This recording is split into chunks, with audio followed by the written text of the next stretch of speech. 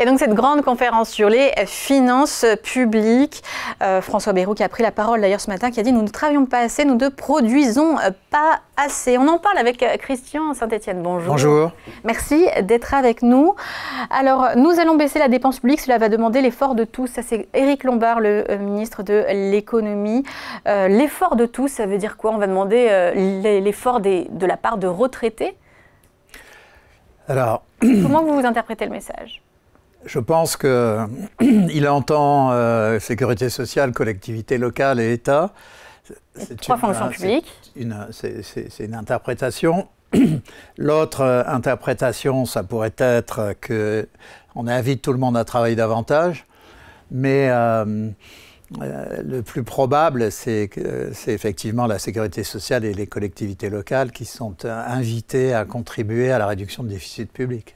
Et d'ailleurs, le ministre de l'Industrie a dit que la piste du 10% des frais sur les retraités pour frais professionnels, donc de l'abattement en fait, et de cette suppression serait possible pour l'année prochaine, ce qui réduirait, ce qui rendrait un peu plus juste peut-être cette mesure? Enfin, je pense que c'est une très mauvaise idée, puisqu'il y a un système qui a été mis en place. C'est pas la bonne façon de traiter la question des retraites. Les retraites représentent le quart de la dépense publique, plus de 14% du PIB, 14,5%. Sur les 14,5%, il y a 2,5 points de prestations qui ne correspondent pas à des cotisations. Ce sont des droits qu'on a créés sans cotisation. Donc je pense que déjà, il faudrait resserrer les prestations sans cotisation, parce que, évidemment, on est au Parlement, on se prend pour Dieu le Père et on vote des lois qui donnent des droits à tout le monde. Et ça représente aujourd'hui une proportion des prestations de retraite qui est sans équivalent dans le monde, cet ensemble de droits non contributifs. Ça, c'est une première piste significative et qui introduirait plus de justice, hein, puisque ce sont encore une fois des prestations qui n'ont pas donné lieu à contribution. Une autre piste, plutôt que de supprimer cette oui, mais l'abattement forfaitaire, ça veut dire juste qu'ils vont payer plus d'impôts. On ne leur supprime pas leur pension. Voilà, non, mais justement, ils vont payer plus d'impôts. Ce qui serait plus intelligent, de mon point de vue, c'est une sous-indexation des retraites. Parce que c'est beaucoup plus doux que la suppression de cet abattement qui va se rajouter pour les classes moyennes et les classes moyennes supérieures à un ras-le-bol fiscal à un niveau insupportable, alors qu'une sous-indexation a beaucoup d'avantages. Parce que si on indexe les tranches de l'impôt sur le revenu sur l'inflation et qu'on sous-indexe les retraites, vous avez une moindre retraite. Mais sous-indexer, ça veut dire quoi, indexer? C'est-à-dire que si l'inflation est à 2, ben on indexe à 1. Et l'intérêt, donc, c'est que si on continue d'indexer les tranches à l'impôt sur le revenu à 2, à ce moment-là, vous recevez un peu moins de retraite, mais vous payez un peu moins d'impôts. Donc, ça fait passer la pilule. C'est beaucoup plus à la fois équitable et intelligent sur le plan politique, parce qu'il faut quand même se souvenir que les retraités, c'est un quart des inscrits sur les listes électorales, mais c'est le tiers des votants. Donc, si vous faites une politique qui déplaît aux retraités, ça ne va pas vous en déplaire. Et c'est pour ça que ce n'est pas populaire non plus, effectivement. C'est bon signe de parler si tôt du budget. On en parle déjà là en avril, alors que, bon, évidemment, le budget, ce sera plutôt pour la fin d'année. Et en plus, c'est peut-être une vraie perte de temps, un gaspillage, parce qu'on n'est même pas sûr que le gouvernement actuel tienne d'ici là. Non, parce que, c'est pas une mauvaise idée, parce que c'est au mois d'avril qu'on envoie les lettres de cadrage au ministère. Donc, c'est pas forcément un mauvais moment pour le faire. Ça permet à tout le monde de se préparer. Ça permet aussi, à condition que ce soit bien mené, d'entamer des discussions avec les collectivités locales. Les collectivités locales ne sont pas opposées à l'idée de faire un effort. Elles se plaignent simplement, d'après notamment un propos d'hier de David Lisnard, qui est le président des maires de France.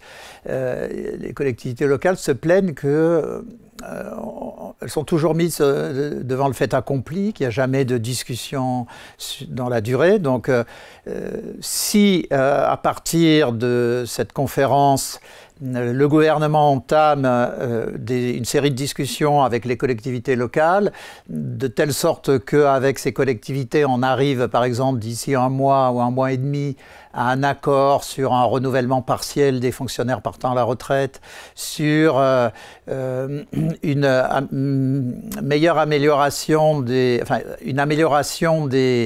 la coordination entre collectivités locales et départements, par exemple, puisqu'il y a des estimations selon lesquelles une meilleure coordination permettrait d'économiser 7,5 milliards.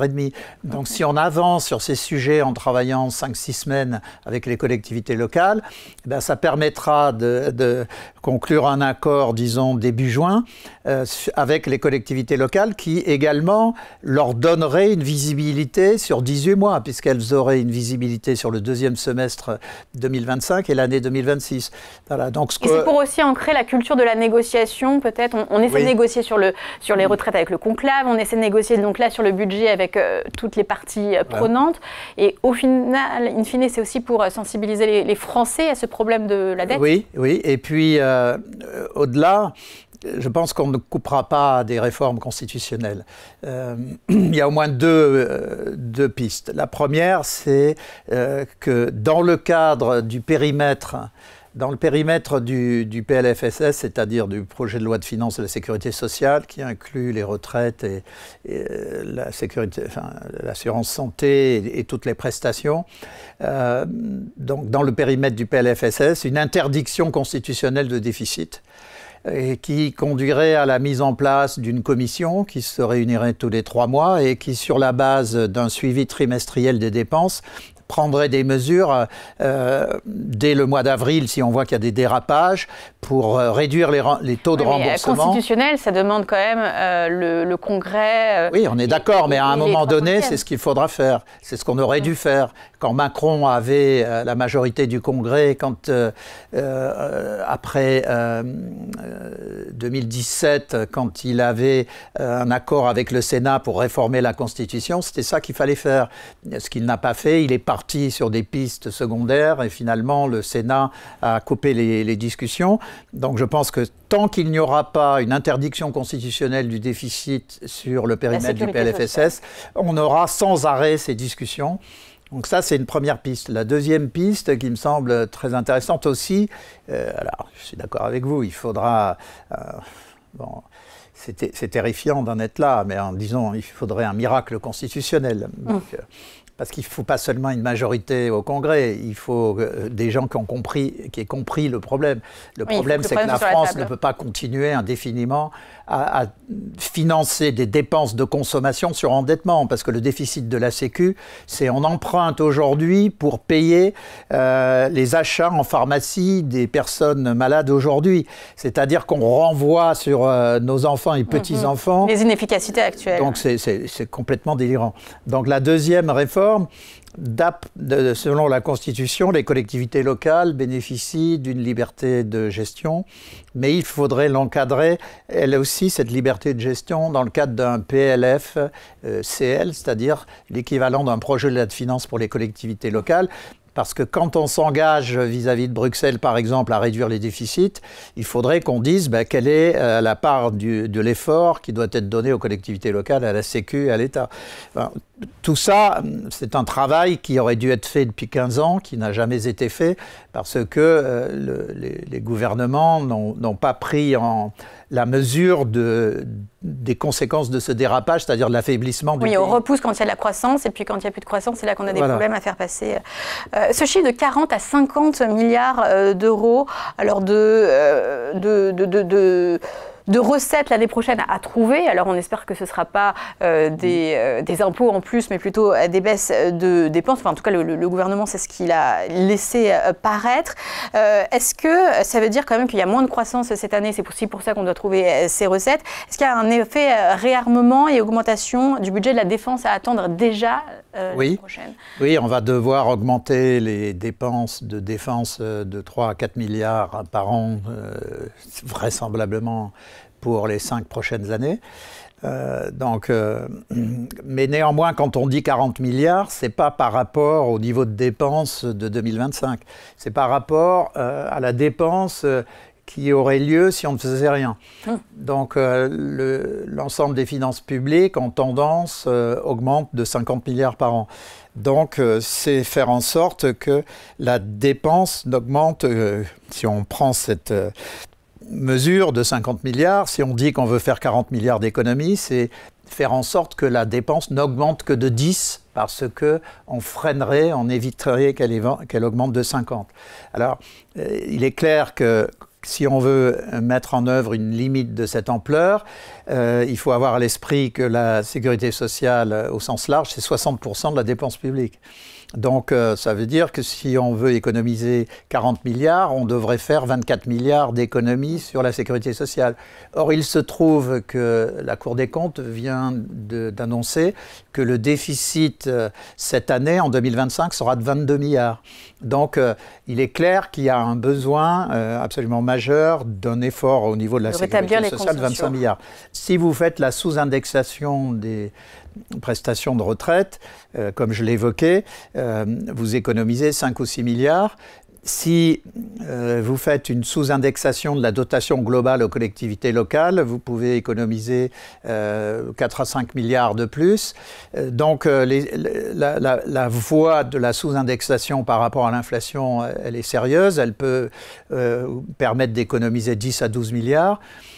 Simplement par la sous-indexation. Si par ailleurs vous enclenchez un moindre renouvellement des fonctionnaires partant à la retraite, les fonctionnaires partant à la retraite, je n'ai pas le chiffre 2025, mais c'est de l'ordre de 150 000. Si vous n'en remplacez que les 2 tiers, vous faites une économie significative, parce que quand on embauche un fonctionnaire, généralement, c'est pour 60 ans, puisque c'est 40 ans La Cour des comptes, et 20 ans de retraite. La Cour des comptes vient tout juste de publier un rapport sur justement les dépenses de l'assurance maladie, en disant que de toute façon, là, la trajectoire actuelle n'était plus soutenable et qu'il était impératif de les maîtriser. Parmi les solutions, mettre davantage à contribution les mutuelles dans le remboursement du parcours de soins. Mais in fine, ça va peser sur les assurés, parce que évidemment, c'est les assurés qui payent les mutuelles. Là aussi, il y a beaucoup de discussions. On a créé, il y a une dizaine d'années, un droit à n'importe qui dans le monde de venir se faire soigner en France. Donc on soigne chaque année 30 000 personnes ayant des maladies graves en France. C'est payé par l'ouvrier et l'employé sur lequel on fait des prélèvements sur son salaire. Donc il y a un moment, il faut peut-être arrêter ça. Oui, mais là encore, ça ne passerait pas actuellement dans la composition du Parlement actuel. Je veux dire, de l'acheter en l'acheter, on n'arrive nulle part. On arrive à la situation de 3 300 milliards de déficit, enfin d'endettement. Donc la question, c'est que si vous ne voulez pas faire de sous-indexation, si vous ne voulez pas faire de sous-remplacement des départs à la retraite, et si vous ne voulez pas attaquer les mesures de ce type, on continuera d'accumuler des déficits jusqu'à ce qu'on se retrouve dans la situation de la Grèce, ce qui pourrait arriver beaucoup plus tôt. Un remboursement des médicaments en fonction des revenus, ça passerait ça en France? Non, mais ça n'a pas de sens non plus, puisque c'est une confusion entre... C'est social. Non, c'est une confusion entre redistribution verticale et horizontale. La redistribution verticale, c'est celle qui est opérée par l'impôt sur le revenu. Elle est extrêmement violente en France, puisque seuls 10% des ménages payent 75% de l'impôt sur le revenu. C'est sans équivalent dans le monde. Donc la redistribution verticale est très très forte. Là, quand on parle d'assurance santé, on est dans l'horizontale. C'est les bien portants qui financent les malades. Donc vouloir introduire des éléments de redistribution verticale dans des systèmes d'assurance horizontale, c'est préparer leur démantèlement. Parce que les gens ne toléreront pas. Vous savez que le niveau d'énervement dans le pays est très très élevé. On peut parfaitement avoir des jacqueries comme on en a eu dans le passé. Les gilets jaunes, c'était déjà un avant-goût de jacquerie. Ce qui nous a préservés, c'est que ce n'étaient pas des gens gens qui étaient en jacquerie contre la République. Ils étaient en jacquerie contre la désertification de leur territoire liée à la désindustrialisation. Ça a été une chance extraordinaire. Mais cette nuit, on a tiré sur plusieurs prisons. Hein, donc il va falloir se réveiller dans ce pays. Donc on dit rien n'est possible. Bon, eh bien jusqu'au jour où ça va péter et ça sera extrêmement grave. Oui, mais parmi les demandes, il y a aussi plus de justice fiscale. Alors, par exemple... La justice fiscale, enfin, le niveau de redistribution fiscale est colossal. Oui, mais c'est une demande, en tout cas, d'une certaine partie de la population. On peut demander aussi, ces gens-là, ils peuvent travailler aussi. Hein. Si vous travaillez, eh ben, vous avez des revenus supérieurs aux revenus auxquels vous prétendez sans travailler. Vous savez que le problème central de la France, c'est le taux d'activité qui est trop faible. Nous avons... de mémoire, 65% de la population en âge de travailler qui travaille, et ailleurs, c'est 75%. Donc, si on avait 10 points de plus, disons, si on avait 3 millions de personnes en plus au travail, les problèmes de déficit public disparaissent.